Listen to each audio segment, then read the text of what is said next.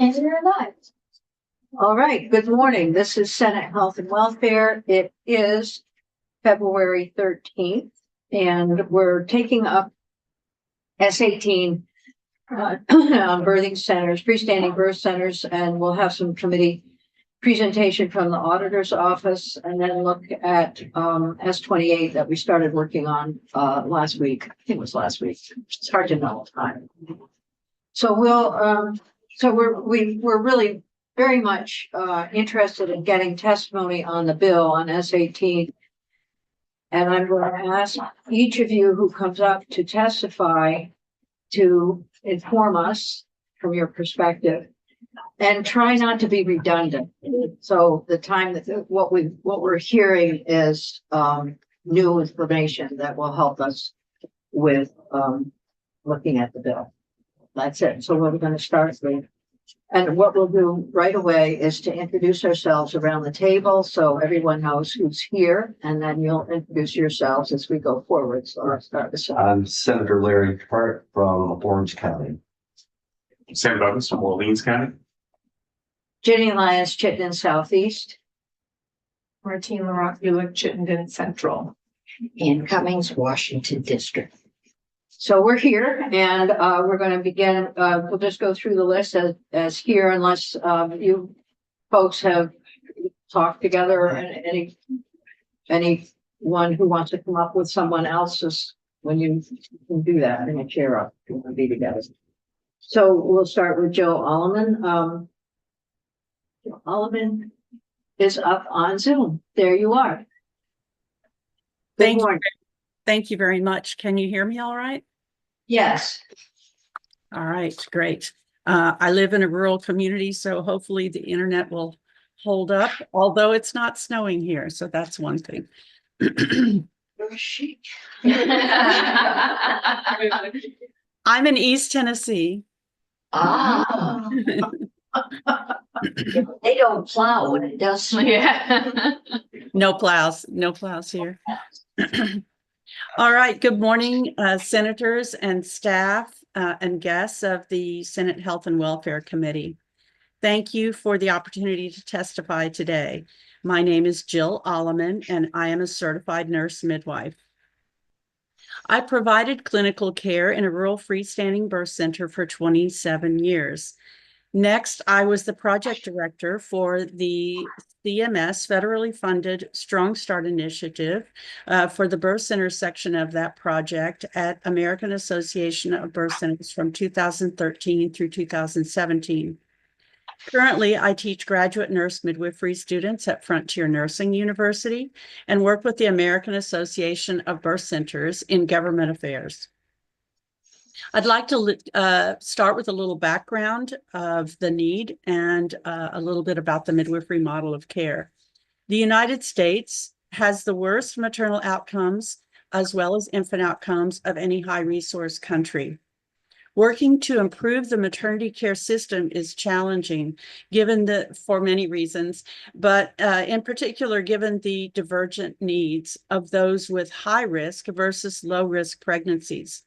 Most pregnancies, this is estimated at least 80%, are considered in the lower risk category. The midwifery-led birth center model of maternity care has birth occurring in a freestanding healthcare facility that is not a hospital, but that is integrated into the healthcare system. Risk screening is continuous, emergency equipment is on hand, and staff are thoroughly trained to manage transfers if needed. And ideally, these birth centers are so well integrated that they can practice and drill and communicate well with area hospitals concerning and preparing for transfers to make them seamless. Outcomes from the US and other countries show that the midwifery model of care can improve outcomes, especially for lower risk pregnancies. Midwives are currently underutilized in the US, attending 12% of all births, compared to European countries where midwives attend 60 to 80% of all births. We are facing a growing shortage of maternity care providers and facilities providing this care.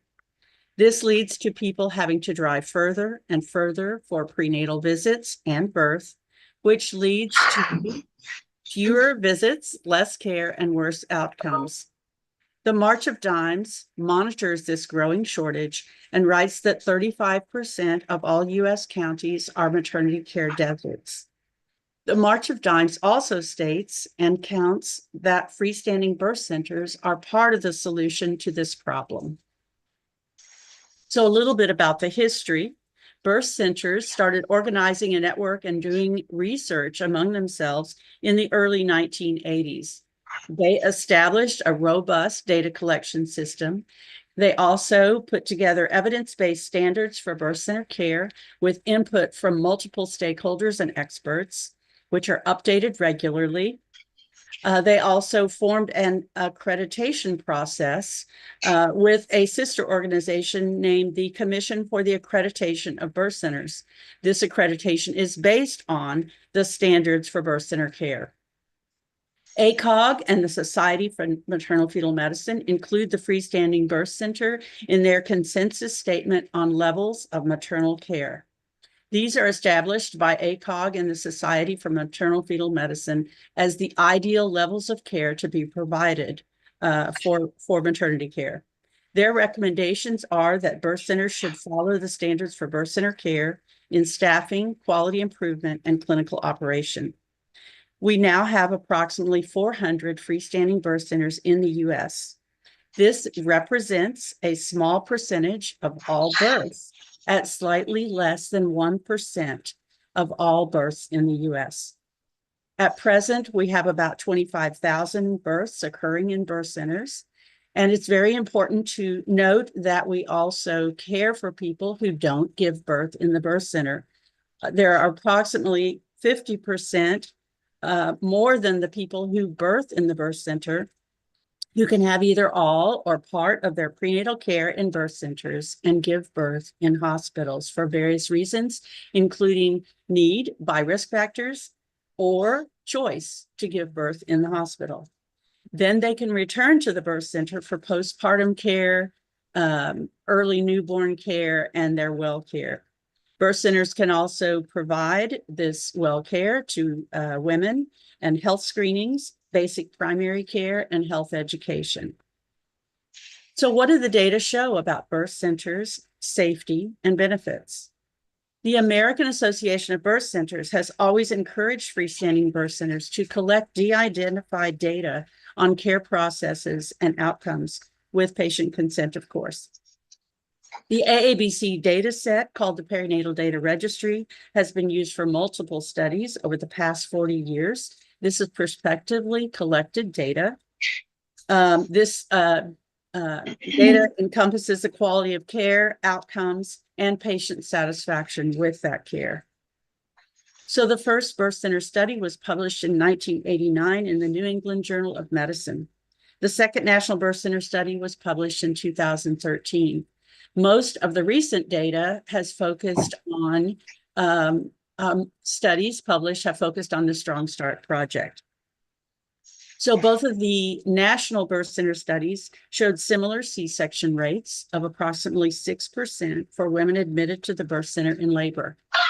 During that same period, the national C-section rate increased from 23.8% in 1989 to 32.8% currently, without any improvement of neonatal or maternal health status overall with this increase. Transfer rates during labor from birth centers also show consistency and safety over time. Transfers during labor can occur for various reasons, most commonly for inadequate progress of labor or the need for the person in labor may decide that they need more rest or they need pain medication during a long labor. While the transfer rate is typically 15% during labor, only 2% of transfers are due to emergencies. The Strong Start study, conducted in 49 birth centers in 17 states, evaluated the care of Medicaid and CHIP beneficiaries and found that birth center care participants experienced significant reductions in preterm and low birth weight births, lower rates of cesarean sections, and a cost savings of over $2,000 for each mother-baby pair during the first year. These cost savings are mostly attributed to the fact that there is a lower preterm birth and low birth weight rate due to the model of care, which saves many NICU admissions for babies. This is a huge cost savings in maternity and newborn care. Cost savings also occur from the lower cesarean rate, of course. So this study that showed the savings and the significant reduction in outcomes used a comparison population of women in the same regions with the same risk profiles and also on Medicaid as the comparison group. And the comparison population was receiving typical care rather than birth center model care. So Jill. yes. Yeah, so finish the conclusion, draw the conclusion there, and then I'm gonna ask you a favor. Okay. Do you want me to stop right now? Well, here, we have a huge group of folks to testify in a relatively short time. And you have shared with us online, I think the studies that you're talking about and perhaps others. Yes. So my ask of you is if you could submit the testimony that you're giving now in writing, then we'll also post that because you see a number of really important sets of data for us here. And so why don't we'll circle back to you after we have gone through our full testimony, if that's okay. Is there some exclamation Yes. point that you can put? Yes, I just wanted to comment on two very brief points. I just wanted to say that my experience from working in a rural birth center in Appalachia, we had a community hospital 10 minutes away. That community hospital grew its OB department during the time that birth center was in operation for over 35 years. Having both a freestanding birth center and a hospital in your county lets people know that your community offers options to childbearing people and their families, and that it is a good place to go for care. I also just wanted to state that there's a growing trend to not require a certificate of need for birth centers.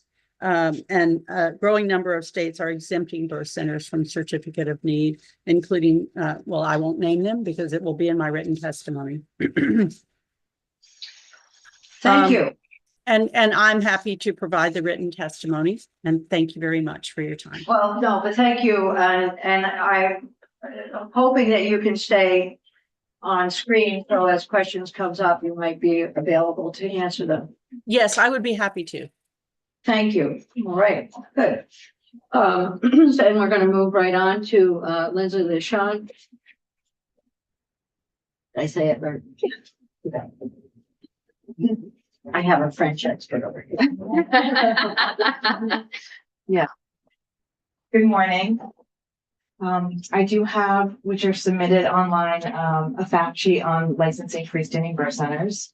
So I'll pass those around. So my name is Lindsay LeSean. I'm a certified nurse midwife. I'm also an internationally board certified lactation consultant and perinatal mental health provider. I'd like to thank you for allowing me to speak to you about the important issue of licensing birth centers. I'm in strong support of S18 as it will increase access to birthing options in Vermont. I come to you with 20 years of combined experience in nursing and midwifery. Over the past 12 years, I've practiced as a certified nurse midwife in several birth settings, including a tertiary care hospital, community hospitals, and a freestanding birth center located out of state. I currently reside in Southern Vermont, where I was born and raised, but after graduating midwifery school, I had to leave the state to find a job that matched the philosophy of care that I wanted to provide, and that was the midwifery-led freestanding birth center model. Since moving back to Vermont in 2019, I've had to commute and work out of state at different hospitals in Massachusetts and New York because there are no opportunities in Southern Vermont. I would like to open a freestanding birth center in Vermont. I believe Vermonters deserve choice in where they give birth, and that birth centers are an evidence-based, affordable, high-quality option that is missing from the healthcare landscape. I've seen the benefits of midwifery-led, community-based freestanding birth center care professionally and personally. I spent half of my midwifery career at the only freestanding birth center in Connecticut. That was my dream job. I was able to provide continuity of care, develop intimate relationships with clients, support healthy, low-risk people giving birth with minimal intervention. This is the reason that clients came and sought out birth center care. So personally, I had my third baby at the birth center. It was the most satisfying birth because I was well supported in a safe and welcoming home-like environment. I knew that I was going to get the exact type of care that I wanted without having to ask for it. And being able to go home 4 hours after having my baby, recover in my own bed with my family and excited 2-year-old and 5-year-old daughters was so memorable. My midwife provided follow-up care at my house the next day, and I was able to have access to more postpartum visits and a better, I think, experience. I would have loved to have another birth center birth for my 4th and last child. However, when we moved back home to Vermont, it was not an option. The closest birth center at that time was 2 hours and 20 minutes away in New Hampshire. And since I didn't have access to a freestanding birth center, I gave birth in a hospital labor and delivery unit in New York because I wanted to make sure that I had 24/7 access to midwifery care. If a birth center had been an option, I would have certainly given birth there. Our 3 neighboring states, Massachusetts, New Hampshire, and New York, all have freestanding birth centers. And as we know, Vermont is one of only 8 states in the US without a birth center. We know pregnant people seek care outside of our borders because they want that model. And we know that critical members of the healthcare workforce leave the state to work in that setting. There's ample evidence and research that supports this model as a community-based wellness model, providing primary care to women and families. And it encompasses much more than traditional maternity care that's limited to in-hospital services. It can't be replicated in a hospital setting. So as you know, the Vermont healthcare landscape is a hot topic of conversation. And in S18, we see a confluence that's rarely found, an opportunity to provide more affordable care, better outcomes at no additional cost to the state, and no service expansion. Healthcare insurance already covers labor and delivery, and these birth centers are low tech and meant to feel more like a home than a medical unit. Not only that, but birth centers would attract new providers to our state, keep providers in the state, and give pregnant people more options. I urge you to take up and pass S18. Thank you for taking the time to hear my testimony and considering expanding options for Vermonters. Thank you. Thank you for this. And we'll try to hold questions unless they're burning issues. And then we'll get to a broader question and answer and discussion after we've heard testimony. Thank you. Great. Carolyn, is it Barnwell? Yeah. It is. Hi, You can are? you hear me okay? Good morning. Maybe turn it up a little bit, volume, but try again. Okay, how is this? That's fine. Okay, great. Hi, all. Thank you so much for the opportunity to testify as a consumer today. My name's Carolyn Barnwell. I've lived in Vermont for 11 years. I grew up over in Concord, New Hampshire, and I went back to New Hampshire to give birth in a birth center. When I became pregnant, I took a popular online course called Empowered Birth, and it laid out 3 options for American women: birthing at a hospital, a freestanding birth center, or at home. I didn't know about birth centers before that, but they seemed to be this perfect happy medium. So I got really excited and started researching, but then I couldn't find one in Vermont, and all of a sudden I was like, wait, is there any good reason there isn't a single freestanding birth center in Vermont? And so I was trying to understand, because I really felt like where and how to give birth was one of the most personal, multifaceted decisions I'd ever made in my life. I felt like the risk of a home birth while not living near a hospital was too high, and I didn't want to do that. But the thought of having a baby in a hospital made me uncomfortable. Pregnancy is not a sickness.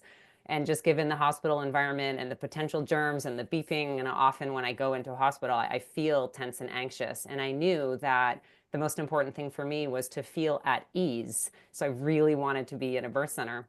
And I loved the idea of a more individualized experience. So when I was researching the data on birth centers, I found all of the data that Jill was sharing and learned there is less risk in birthing at an accredited birth center, better outcomes for moms and babies, and that was true all the time, not just during a global pandemic. So I was sold, and I had no doubts when I chose a birth center birth.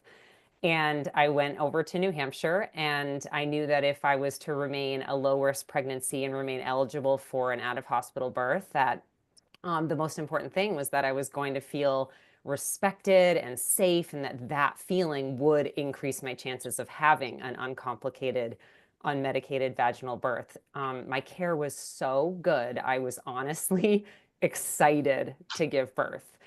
And throughout my whole pregnancy, I had hour-long appointments with super experienced midwives, and they helped me make informed choices. They even sent me home with a book that they had compiled with all the latest research on everything from, what to eat to help with nausea to outcomes with a vitamin K shot offered to a newborn. So it's like every single step of the way, I really felt like I could make informed choices.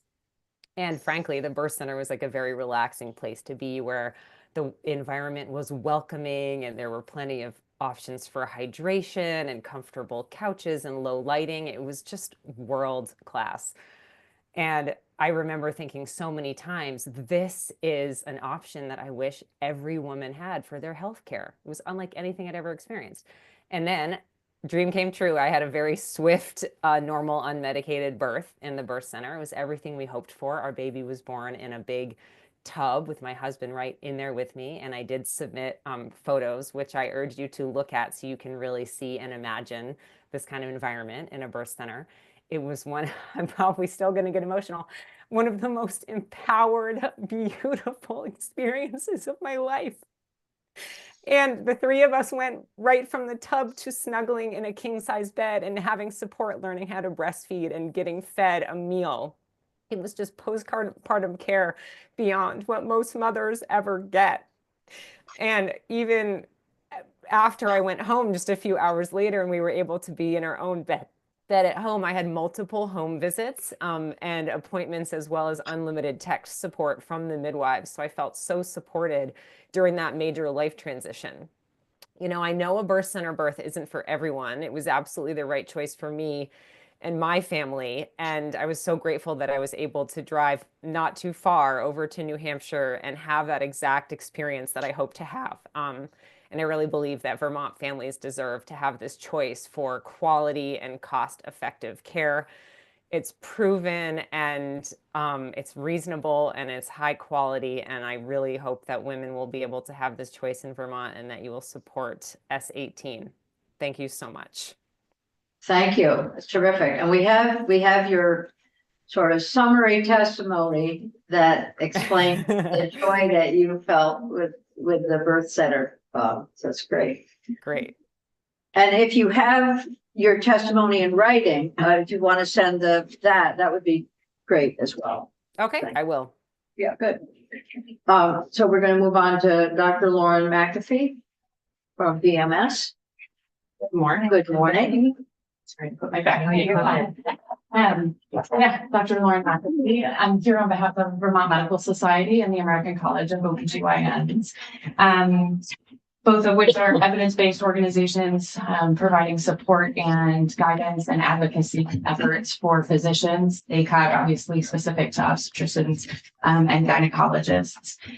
Fundamentally, ACOG, VMS, and myself all believe that women and pregnant people should have access to the birthing experience that feels right for them, and want them to have the options available to make medically informed decisions about that delivery and birth experience. ACOG believes that hospitals and accredited birth centers are the safest settings for birth, but we also recognize that each person in pregnancy can vary, and so need to create a system that allows patients to receive risk-appropriate, evidence-based care in the setting of their choosing. Risk assessment can be done on a variety of levels. ACOG has consensus levels and things that are in my testimony, which you are all welcome to look at later. We do fully support the accreditation requirement found in S18, and our clinical guidance from ACOG does refer to the AABC, the American Association of Birth Centers, and their national standards, and believe that those standards do help to provide consistent, equitable care across the birth centers as we look at those. I will say that in Vermont, we're very fortunate to have a longstanding history of midwifery services, both at hospital, primarily obviously at hospital-based, but also home-based systems that are supported by physician OBGYNs across our state. Our midwives provide exceptional low-risk, patient-centered care that we've heard about and fully support in a setting that allows for safe care in the event of an unexpected event, excuse me. Anyone who's been pregnant or been close to someone who's pregnant, though, knows that things don't always go to plan. We've all been close to somebody who was pregnant. And unfortunately, right, that's why we have obstetricians to help manage the complications that sometimes arise. While we all can anticipate and try to predict who's going to be low risk, there are certainly times and places where things don't go as planned and as expected. And we need to have a healthcare system that's set up to support all those levels of care. So just wanting to make sure that we're maintaining a safe space at all levels that's empowering, supportive, and positive for our patients.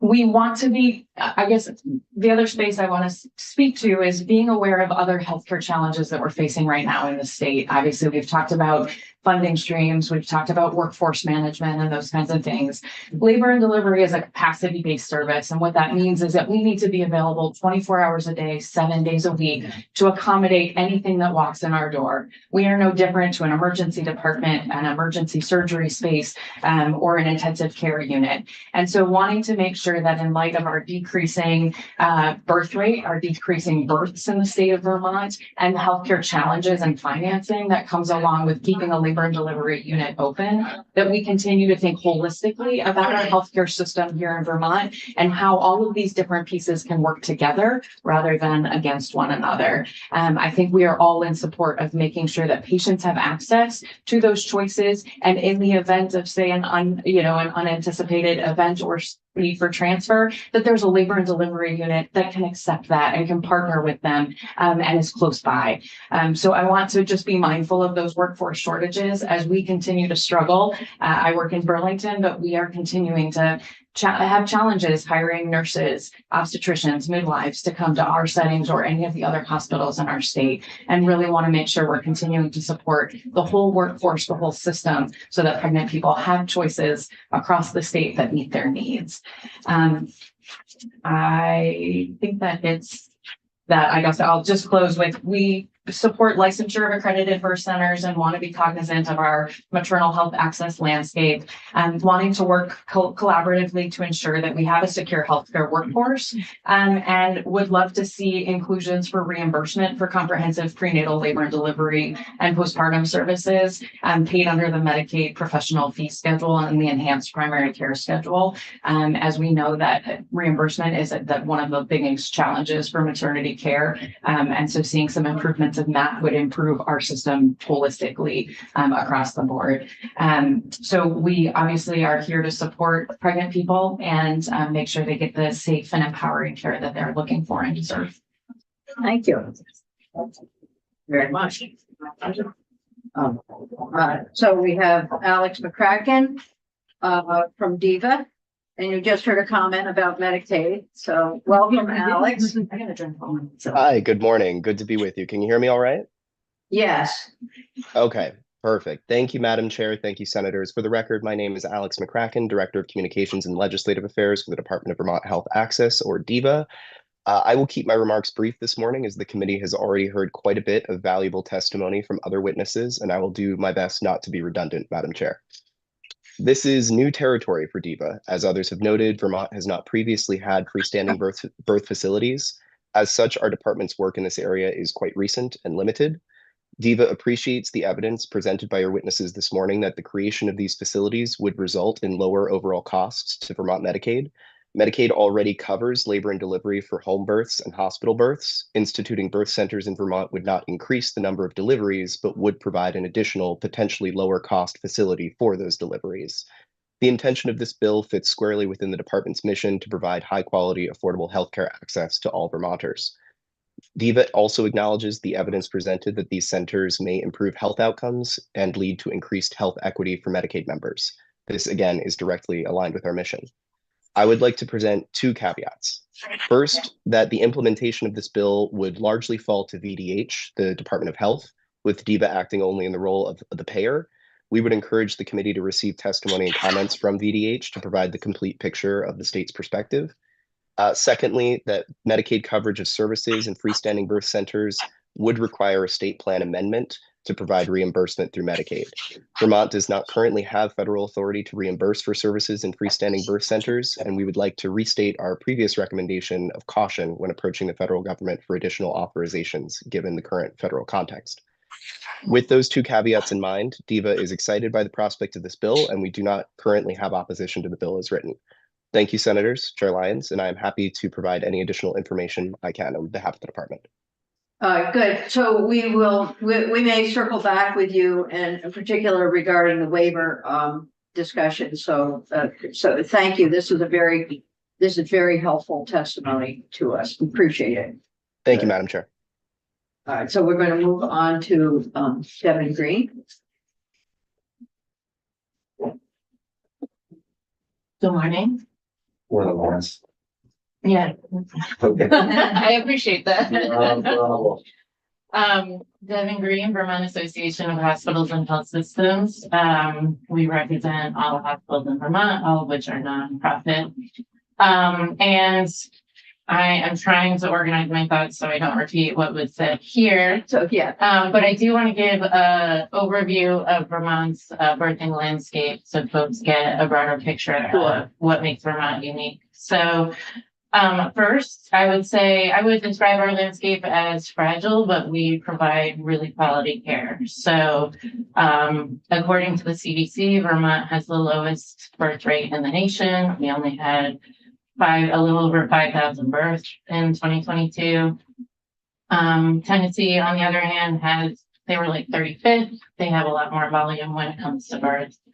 Vermont hospitals do lose money on their birthing units because we don't have that volume. And because it is 24/7 care, and oftentimes the complicated births are the most expensive births for hospitals.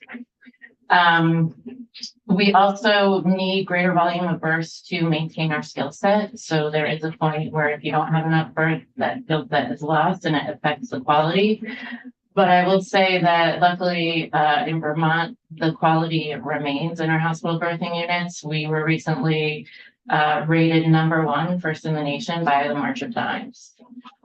So we do have quality care. We do support offering that continuum of care. So we support the licensure piece. We want choice for our patients.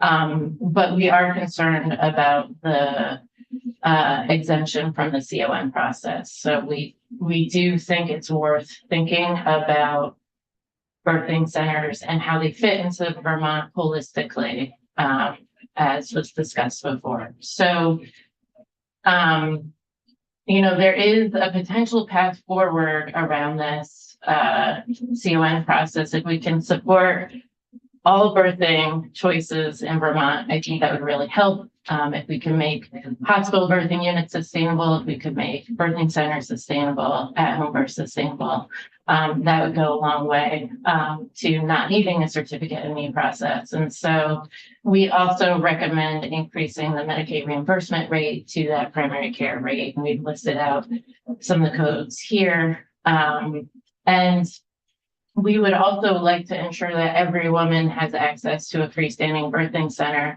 by having every birthing center accept Medicaid patients. So one thing that could damage hospitals is if birthing centers only accept commercial payers and have easy births, and hospitals are stuck with lower payments and more complicated births. That will likely have a detrimental impact to hospitals that are already teetering on the edge.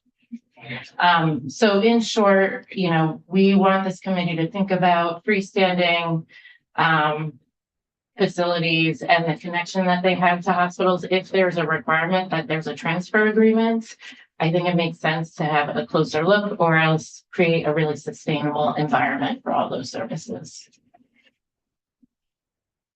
Thank you. Thank you. It's brought up some issues that we're going to have to talk about, I think, a little bit. Great. We might do that. We might get into that a little bit today. Okay. Wow, we're moving a lot faster than I had anticipated. Time flies when you have fun. So, Rin Mandeville, here you are. I'm gonna try to keep my testimony short and sweet, thank you. I am, with that, you have 15 minutes, 2 minutes. Okay. No, don't take 15. We want to have discussion. My vice chair. She's been like that to talk for an hour. I'm not sure I would like that. My name is Erin Mandeville. I go by Rin as a nickname. I'm a certified midwife. I have about 20 years under my belt. I started out as a home birth midwife and then got my CNM and have worked internationally and in many states and lots of from home birth in the bush of Alaska to 3 different birth centers in Alaska to India. I helped start a natural birth center in India. I've worked in Guatemala. I've worked in South Carolina. I've worked in a Harvard affiliated teaching hospital in Massachusetts most recently before moving up. And I worked per diem at Copley. Pray that we will keep our birthing center. Yeah. CDMC here in Montpelier and up at Chittenden Correctional Facility, giving women's health care in the prison on a per diem basis. So that's me.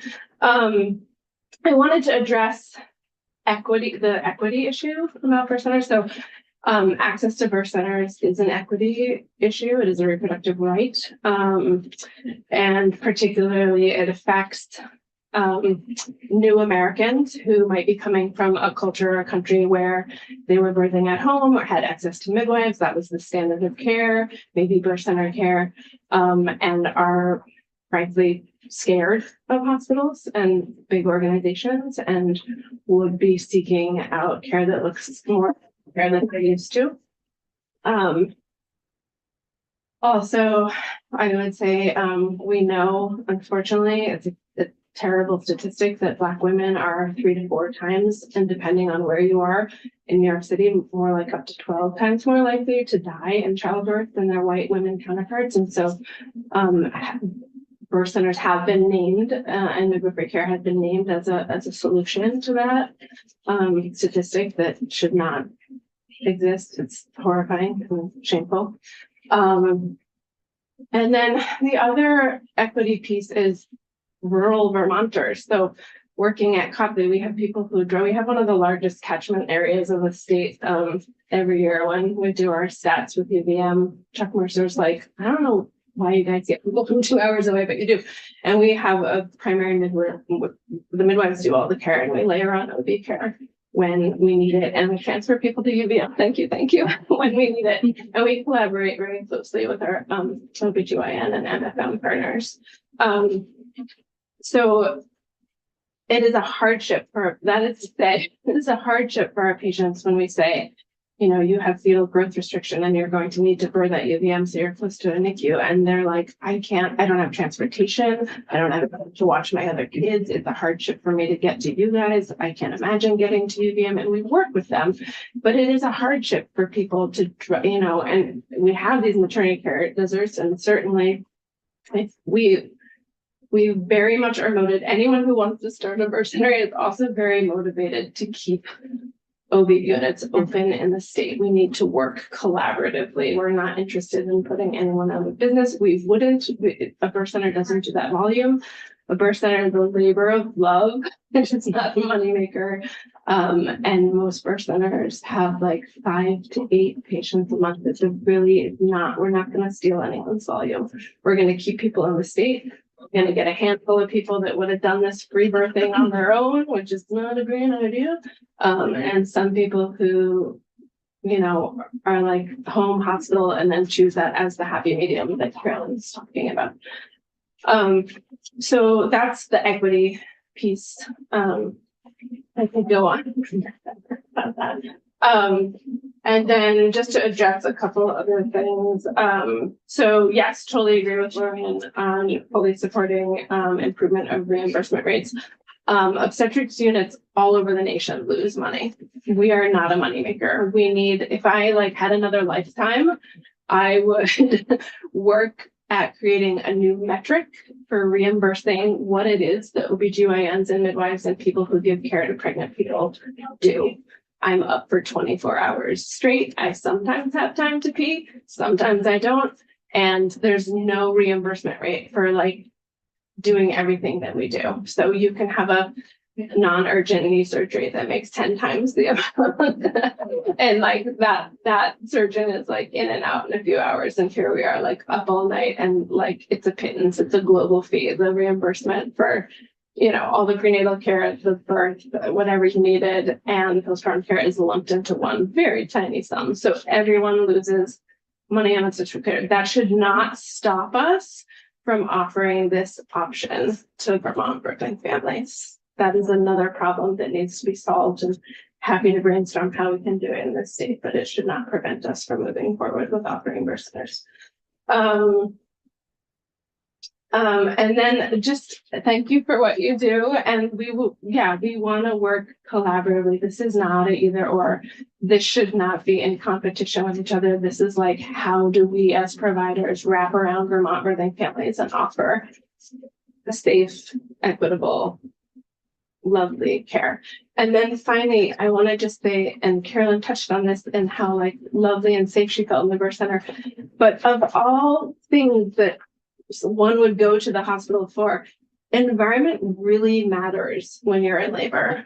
Let's do a little imagination exercise. So you're a gazelle and you're in labor, you know, in sub-Saharan Africa, and catch a whiff of a tiger or a lion or a predator. Your adrenaline, your oxytocin that you're secreting that causes contraction shuts down, your adrenaline shoots up, your labor stops, you can run to safety, and then you can go back into labor when you feel safe. If people are coming into an environment that they didn't choose and don't feel safe in, labors don't unfold so well. So more than like, okay, I need a knee replacement, I'm nervous, I'm scared, I know I'm in good hands, whatever, the propofol gets out, whatever. Like, but when you're in labor, environment and provider and care and trust and all those things make a huge difference in outcome. So that is why birth environment really matters. I feel like I'm missing the point that I need to make. I think that actually might be. That might be it.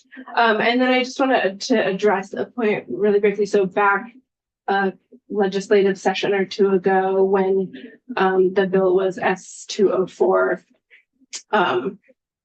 just addressing the CON issue. There's a word in there that says including, when we're talking about monetary levels, and that is a term that we would like to remove because it's basically saying we're going to cap your income at this level. You don't need a CON, but when you say including, it could be anything under that. So that's a dangerous word. And just personally, again, back to birth centers are not money making, you know, they're laborers that love myself or Lindsay, who wants to open a birth center. I'll be on your board. I don't get, I'm getting too old to be up at 3 in the morning. But anyway,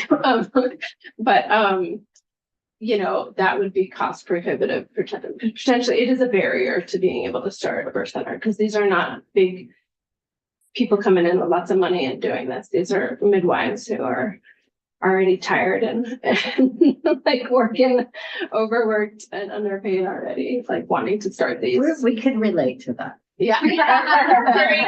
And thank you for what you do. And I think that's it for me, unless anyone has questions. Thank you. I think we don't have anything from you, but you've identified some pretty key points. Yeah. So it would be helpful to get your testimony in writing. Sure, I'm happy to write something up.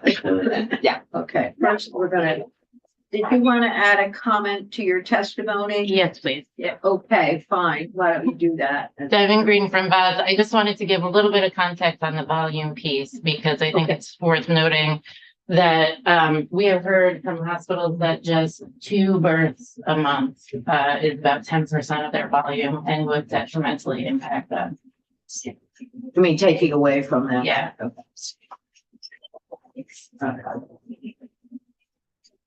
Okay, and we're hearing that Copley wants to hold on to its birthing center. I think that Copley is moving from one place to another. So, no, it's not happening. No, the birthing center is not being moved. No, okay. It's the primary care. Right. Yeah. All right. It's easy to get things mixed up, right? This is really helpful. We've heard a lot of things. One of the things that I've heard consistently is there is not disagreement about licensure. And I haven't gone to my committee yet with questions, but we're going to get there. But so I've heard that everyone is fine with the licensure piece. I've heard that if birthing centers go forward, then there needs to be some kind of reimbursement and hopefully Medicaid reimbursement. But that becomes problematic when you think about the type of what happens at birth. So if it's more of a primary care level support, that's one thing, but if it moves off to a more acute setting, that's another thing. And then I'm hearing the CON is an issue here for the word including in the birthing center. If it reaches a threshold, should it go through CON or will it not reach a threshold? Those are what I've heard. And then I've also heard that there's some social determinants out there that are influencing folks, including transportation or cultural norms and so on. And then I'm hearing the concern that we don't have, or we should have some plan, state health, plan in place so we know how to provide ongoing and continuous access. So I'm hearing all of those things. And these are the things that our committee is going to be interested in asking more questions about, and maybe other things too. But those are the ones that sort of fall out. Are there other things that you're hearing, Senator Cummings? Well, I think the challenge is to find a system. And in this day and age, to even talk about Medicaid is iffy. Because it may not be there, but that would allow birthing centers and choice. And I went through everything but a birthing center in my 4 children, starting with a communal brick-walled labor room that was like a gym. But that was at a very good hospital. Sounds familiar. But we need to find a way to keep the hospital supported. We need more babies in this. Yeah, they're here. But we need. This will draw them maybe. We'll get have housing because they can't move in. But and we have ourselves in this really terrible spiral where we can't get young families in.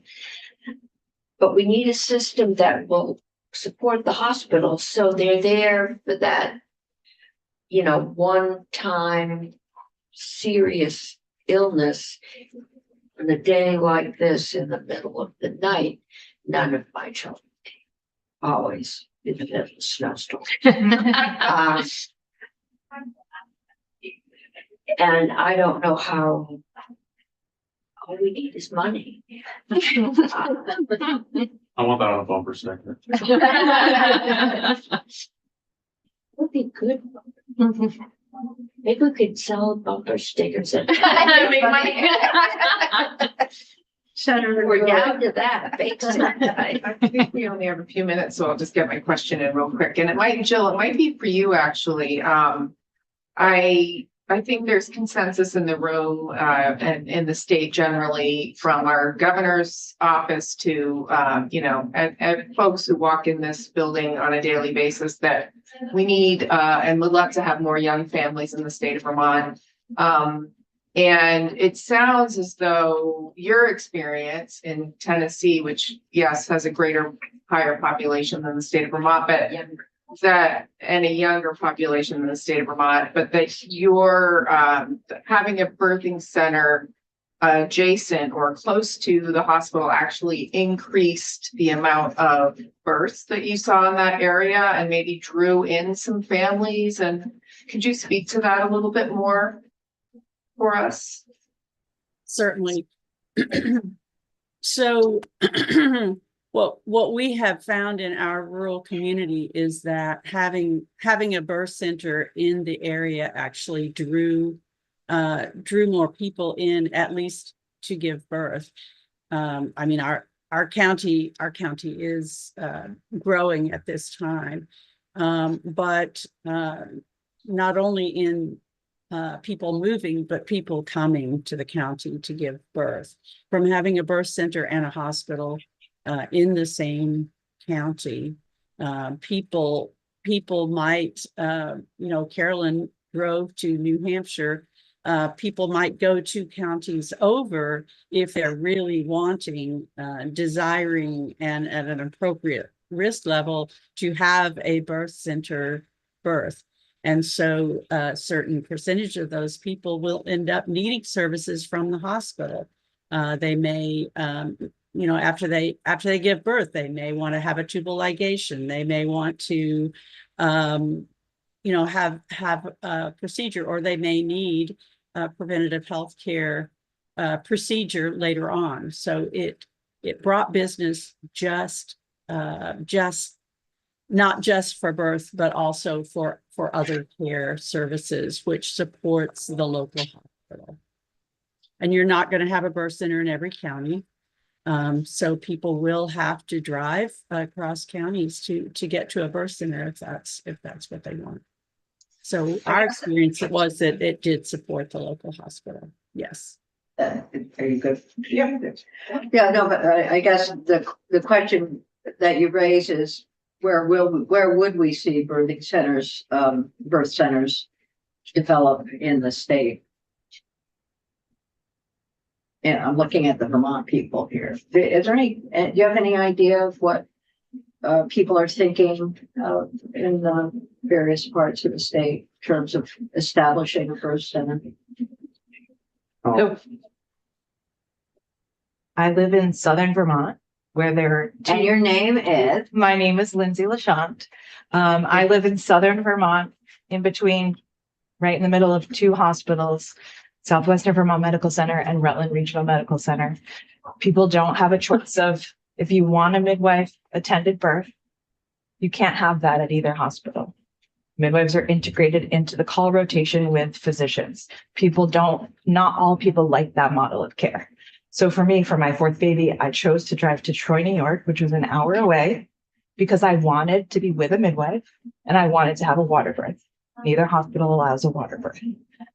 So people want specific experiences for their births that are not available.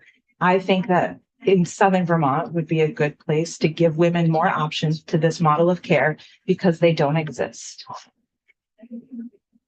Thank you. For the record. Hi, everyone. For the record, Shayla Livingston. I'm a member of the Vermont Birth Center Coalition from Williston, Vermont, and supporting the midwives and seeking licensure. And just personally, I've had a home birth and a hospital birth, and very much respect and need the full spectrum of care and appreciate that very deeply.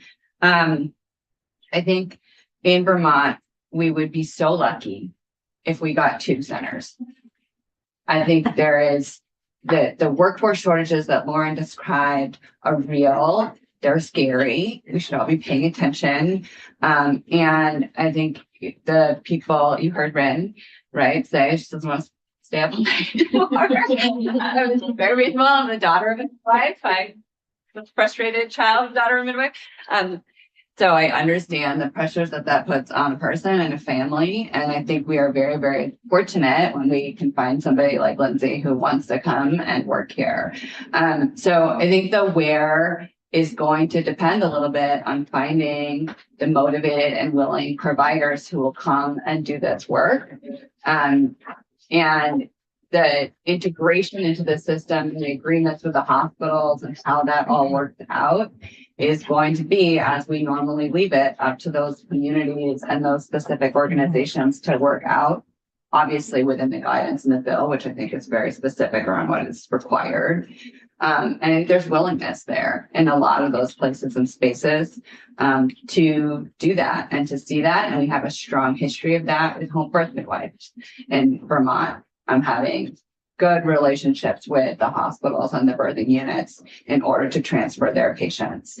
So I think it's an important question in terms of the future, arrangements and how we agree on it. I don't think I just really hope the committee doesn't try to integrate it into the licensing bill part, because I think that would become very, very complicated. And I do think that if a huge birthing center were to open, maybe there is some consideration for where it goes. But both the midwives say today, most likely it would be 1 to 2 bedrooms is what you're looking at in terms of the size of the building. It's a very minimal number of births a month. So Thank you. That's helpful. Go ahead. Can I add, Erin Mandeville, CNM, just as an example, there's a project in the Boston area right now where Boston Medical Center is collaborating. It's still a midwife-owned freestanding birth center, but Boston Medical is collaborating to be the transfer hospital, and some of their residents will rotate and see birth center birth. And so there's opportunity even at UVM for these to be a win-win for everybody. One last point. Yes, and then we're gonna take. Yeah, and we're gonna go to get to stuff. One last point, I don't know why I had thought of this before, is, I think we're making this assumption that freestanding birth center births will be taking folks out of hospitals. And I'm thinking to myself, I have a lot of friends who had home births who would have loved to be in a birthing center. Yeah. And it was their only option because they didn't want to be in a hospital, so they gave birth at home. So that's just another thing that popped into my head just now. So, yeah. Yes. Okay, well, this has been a really rich morning of testimony, and appreciate it. It identified a lot of things that we'll talk about as we go through the bill, including the suggestion from Diva that we link in with Department of Health, because they will be the licensure folks. That we'll continue with the bill unless I hear differently. Sounds like something that we can follow up on. May I just make one more quick comment? I just wanted to offer and encourage you all as you move forward with this, that American Association of Birth Centers and the Commission for Accreditation of Birth Centers would be happy to continue to provide consultation and input as to the standards of care in birth centers and ongoing into the rulemaking process. So thank you very much for that's inviting us. terrific. Thank you. Senator Douglas has a question or comment. I have a few questions here. Do we still have time for me to ask questions? We got 3 minutes. Oh, boy. Why don't you list your questions? We will come back. The folks who are in the room are probably going to be in the room when we talk about this bill. Are there things there that you absolutely need to understand, or can we? I suppose no, I can ask them later on. Yeah, Yes. okay, well, keep them, don't lose them. Can you list the topics, of course? Yeah, like costs associated with opening a birthing center, Yeah. like rents, you have a mortgage, just all those different things. Because as you said, it's not a moneymaker, so. Relations to having surgical MD to be able to do C-sections and having that person in the area. And then just complications around first birth, some stuff that I've heard. I want to get some clarification. Just general questions. Okay, good. So you've heard the questions about the moving from the lower level of care to the more acute care, C-sections, anticipation after a first birth or within a first birth, and the CON. it sounds like. Exactly. Did I capture that? A little bit? Sure. Okay, good.